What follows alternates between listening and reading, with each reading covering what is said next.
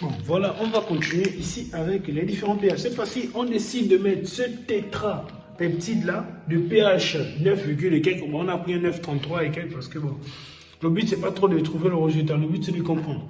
Alors, on a un 9 et quelques et on décide de le mettre dans une.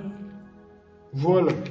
Dans un pH déjà, un pH égal à 6, un pH égal à 6, et on nous demande quelque chose. Quelle sera sa charge lorsqu'on va lui mettre dans un pH égal à 6? Alors on sait que le pH neutre c'est 7. Tout ce qui est inférieur à 7, c'est acide, et ce qui est supérieur à 7, c'est basique. C'est ce que l'on connaît, ce que l'on sait.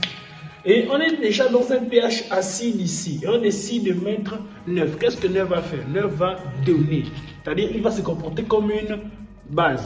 Il va se comporter comme un acide. Normalement, la base fait quoi? La base 4. En général, la base 4, l'acide donne. Mais vu qu'il est dans un milieu où, remarquez bien, il y a beaucoup de charges positives, qu'est-ce qu'il va faire? Pour compenser, pour arriver, on cherche, normalement la solution cherche à devenir neutre. Pour compenser ça, qu'est-ce qu'il va faire? Il va se mettre à donner, donc il va se mettre à se comporter comme un acide. Donc quelle sera sa charge ici? À un pH égal à 6, la charge de ce tétrapeptide ici sera une charge positive. Donc à un pH égal à 6, la charge est positive. Charge égale à plus.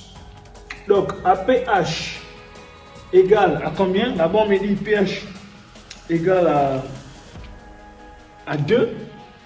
pH égale à 2, la charge égale à combien? Alors, dès que le pH égale à 2, la charge égale à combien? Dès lors que le pH égale à 2, quelle sera la charge? La charge, c'est qu'il va faire la même chose, il va libérer, donc la charge sera positive. Donc, à un pH égale à 9, il sera neutre. Donc, voilà un peu, il sera neutre. Donc, ensuite, on me dit, bon, des données sont pH iso-ionique. Bon, le pH iso-ionique, c'est là, hein, on l'a trouvé.